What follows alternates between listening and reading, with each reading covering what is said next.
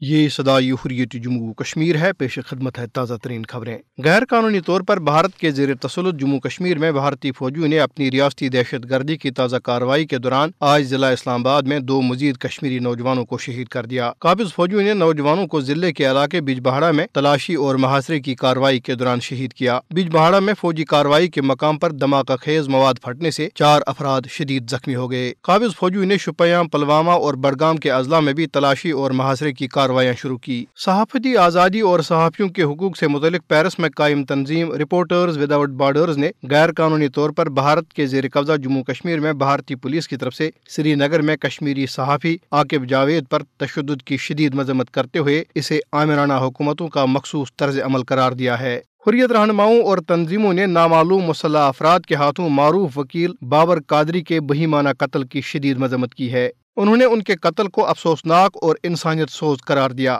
Advocate Babar Qadri Jammu Kashmir کے بارے میں نریندر مودی حکومت کی پالیسیوں کے بڑے ناقد تھے اور مقبوضہ وادی میں بھارتی ظلم و بربریت کے خلاف آواز بلند کرتے تھے۔ بھارت نے غیر قانونی طور پر اپنے زیر قبضہ جموں کشمیر میں لوگوں کا حق زندگی سمیت ان کے تمام بنیادی حقوق غصب کر رکھے ہیں اور وہ علاقے میں تمام عالمی قوانین اور ضوابط کی خلاف ورزی کر رہا ہے۔ کشمیر میڈیا سروس کی طرف سے جاری کی جانے والی ایک رپورٹ میں کہا گیا ہے کہ دنیا کے سب سے بڑے نام نہاد جمہوری ملک بھارت نے کشمیر کو کشمیریوں کے لیے جہنم بنا رکھا ہے۔ رپورٹ میں نشاندہی کی گئی ہے کہ اگست سال 2019 کے غیر قانونی اقدام نے بھارت کے نام نہاد جمہوری دعووں کو مزید بے نقاب کر دیا ہے اور وہ اب کشمیر میں آبادی کے تناسب کو تبدیل کرنے کے لیے غیر کشمیریوں کو مقبوضہ علاقے کے ڈومیسائل سرٹیفکیٹس فراہم کر رہا ہے، جو اقوام متحدہ کی قراردادوں کی خلاف ورزی ہے۔ اس کے ساتھ ہی خبریں ختم ہوئی۔ مملکت خدا داد پاکستان کے سربراہ جناب عمران خان آج اقوام متحدہ کی جنرل اسمبلی کے 75ویں سالانہ سربراہ اجلاس سے ویڈیو لنک کے ذریعے خطاب کریں گے۔ گزشتہ برس اقوام متحدہ کی جنرل اسمبلی اجلاس سے اپنے خطاب میں ادارے سمیت پوری دنیا کے ضمیر کو یہ کہہ کر جناب عمران خان نے جھنجھوڑ ڈالا تھا کہ ہٹلر کے نقش قدم پر چلنے والے مودی نے 5 اگست 2019 میں مقبوضہ جموں و کشمیر کی خصوصی آئینی حیثیت کو ختم کر کے 80 لاکھ کشمیریوں کو اپنے ہی گھروں میں محصور اور پھر ان پر فوجی محاصرہ مسلط کر رکھا ہے۔ جناب عمران خان نے اپنی تقریر میں یہ کہہ کر گوروں کو شرمندہ کیا کہ اگر برطانیہ میں جانوروں کو بھی بند کر دیا جائے تو ایک طوفان برپا ہوگا،